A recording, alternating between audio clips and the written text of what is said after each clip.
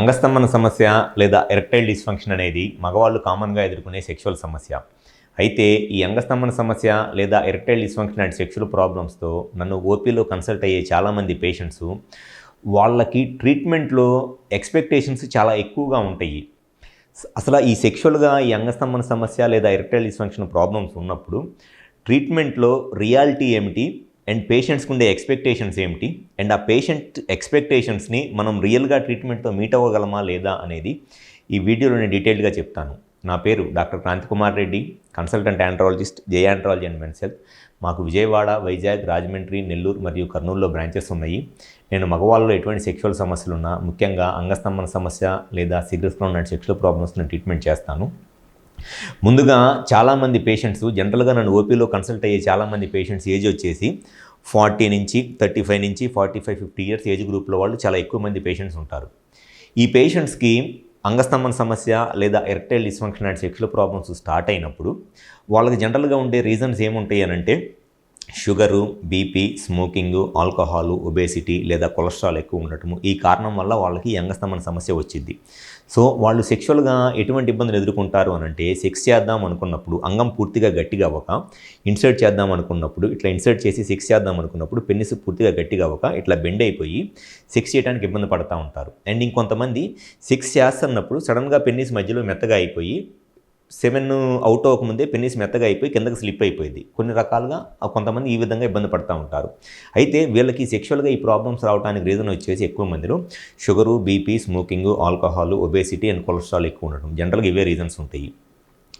ఈ పేషెంట్స్కి కరెక్ట్గా మనము రీజన్ ఏంటి అనేది తెలుసుకొని ట్రీట్మెంట్ చేస్తే డెఫినెట్గా ఈ ప్రాబ్లంకి వాళ్ళకి క్లియర్ అయిపోయి సెక్షువల్గా వాళ్ళ లైఫ్ని హ్యాపీగా ఎంజాయ్ చేయవచ్చు. కానీ ఈ పేషెంట్స్ యొక్క ఎక్స్పెక్టేషన్స్ ఎలా ఉంటాయి అనంటే వాళ్ళకి మెడిసిన్స్ ఫస్ట్ వాళ్ళ ప్రాబ్లంకి రీజన్ ఏంటో ఐడెంటిఫై చేసి ట్రీట్మెంట్ చేసి 1 మంత్ మెడిసిన్స్ వాడిన తర్వాత 1 మంత్ మెడిసిన్స్ వాడుకొని వస్తారు. వచ్చిన తర్వాత ఎట్లా ఉంది మీకు మెడిసిన్స్ వాడిన తర్వాత సెక్షువల్గా అంటే బాగానే ఉంది సార్ అంటారు. మరి బాగానే ఉంది కదా ఇంకా ఏంటి అనంటే లేదు సార్ నాకు 15-20 ఇయర్స్ ఉన్నప్పుడు వచ్చినంత ఎరెక్షన్ ఇప్పుడు రావట్లేదు అని అంటారు. అక్కడ రియాలిటీ ఏమిటి అనంటే వాళ్ళకి సెక్షువల్ ప్రాబ్లం రావడానికి రీజన్ ఏంటో ఐడెంటిఫై చేసి ఆ ప్రాబ్లం క్లియర్ చేస్తే వాళ్ళు సెక్షువల్గా కలిసి వాళ్ళ సెక్షువల్ లైఫ్ని ఎంజాయ్ చేస్తున్నారు లేదా అనేది రియాలిటీ. కానీ వాళ్ళ ఎక్స్పెక్టేషన్స్ ఎట్లా ఉంటాయి అనంటే నాకు 15 సంవత్సరాలు ఉన్నప్పుడు ఎంత ఎరెక్షన్ ఉందో అంత ఎరెక్షన్ కావాలి సార్, నాకు 20 సంవత్సరాలు ఉన్నప్పుడు ఎంత ఎరెక్షన్ ఉందో అట్లా ఎరెక్షన్ కావాలి, నేను 15 సంవత్సరాలు ఉన్నప్పుడు రోజుకి 3-4 సార్లు లేదా 20 సంవత్సరాలు ఉన్నప్పుడు లేదా పెళ్ళైన కొత్తల్లోనూ రోజుకి 3-4 సార్లు సెక్స్లో కలిసేవాడిని, ఇప్పుడు రోజుకు ఒకసారే కలవగలుగుతున్నాను, లేదంటే వారానికి 3-4 సార్లు సెక్స్ చేయగలుగుతున్నాను, ఇంతకు ముందులాగా రోజుకు 3-4 సార్లు సెక్స్ చేయలేకపోతున్నానని చెప్పి చెప్తారు. మీ ఏజ్ ప్రకారము మీకున్న ప్రాబ్లంకి రియల్గా ఎంత ట్రీట్మెంట్ ఆప్షన్ ఉంటుందో, ఎంత దాంట్లో ఇంప్రూవ్మెంట్ ఉంటుందో అనేది చూసుకోవాలి. పని పాట లేకుండా ఉన్నప్పుడు ఎవరికైనా సరే 15-20 ఇయర్స్ ఏజ్ గ్రూప్లో ఇంట్లో వాళ్ళు డబ్బులు పంపిస్తున్నప్పుడు ఎవరికైనా పని పాట ఏముండదు. రోజుకి 3-4 సార్లు అయినా సెక్షువల్గా కలుస్తారు. అదే 30-35 సంవత్సరాలు 40 సంవత్సరాలు ఏజ్ వచ్చిన తర్వాత ఏజ్ పెరిగి దాంతోపాటు షుగరు, బీపీ లాంటి ప్రాబ్లమ్స్ ఉండి, వెయిట్ పెరిగి, స్మోకింగ్, ఆల్కహాల్ లాంటి అలవాట్లు ఉండి, వీటన్నిటితో పాటు రెస్పాన్సిబిలిటీస్, బాధ్యతలు పెరిగి 15-20 సంవత్సరాలు ఉన్నప్పుడు మీకు ఎరెక్షన్స్ వస్తున్నాయి దేనికనంటే ఓన్లీ రీజన్ ఆ ఏజ్లో మీకు ఎటువంటి రెస్పాన్సిబిలిటీస్ లేవు. ఇంట్లో వాళ్ళు డబ్బులు పంపిస్తున్నారు, మీరు ఆ డబ్బులతో ఎంజాయ్ చేస్తున్నారు.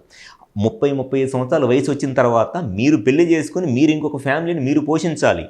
మీకు రెస్పాన్సిబిలిటీస్ పెరుగుతాయి, ఈ వర్క్ స్ట్రెస్ ఉంటుంది, జాబ్ ప్రెజర్స్ ఉంటాయి. దాంతోపాటు మీకున్న ఈ అలవాట్ల వల్ల ఎరెక్షన్ ప్రాబ్లం తగ్గిపోయింది, షుగర్, బీపీ వల్ల లేకపోతే స్మోకింగ్, ఆల్కహాల్ లాంటి అలవాట్ల వల్ల. సో ఆ రియాలిటీని వదిలేసి ఎంత మట్టికి నాకు 15 సంవత్సరాలప్పుడు నేను రోజుకు 3-4 సార్లు కలిసేవాడిని, లేకపోతే పెళ్ళైన కొత్తలో రోజుకు 3-4 సార్లు కలిసేవాడిని, లేకపోతే నాకు అప్పుడు చాలా గట్టిగా ఉంది ఇప్పుడు అంత గట్టితనం లేదు ఏదో సెక్స్ చేయగలుగుతున్నాను అంటారు.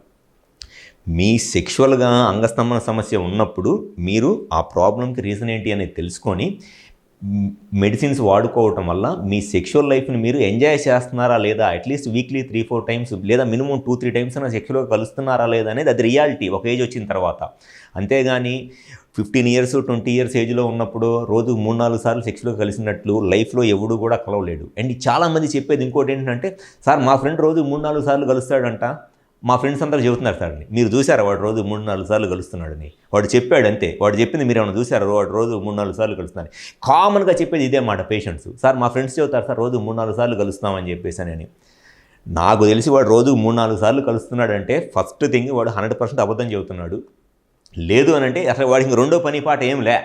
వాడికి ఇక లైఫో, ఫ్యామిలీయో, సంపాదనో, జీవితంలో బాగుపడాలనో ఏమీ లేదు.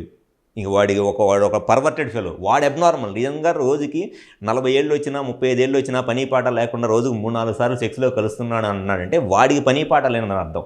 అంతేగాని ఎవడూ కూడా బుర్రా బుద్ధి ఉండి, ఒక ఫ్యామిలీ ఉండి, రెస్పాన్సిబిలిటీ ఉన్నవాడు ఎవడూ కూడా రోజుకు 3-4 సార్లు సెక్స్ చేయలేడు. అవన్నీ 15 to 20 ఇయర్స్ ఏజ్ గ్రూప్లో ఉన్నప్పుడు ఖచ్చితంగా ఎవరికైనా ఉంటాయి. ఎందుకంటే ఆ ఏజ్లో మీకు హార్మోన్ లెవెల్స్ చాలా ఎక్కువగా ఉంటాయి.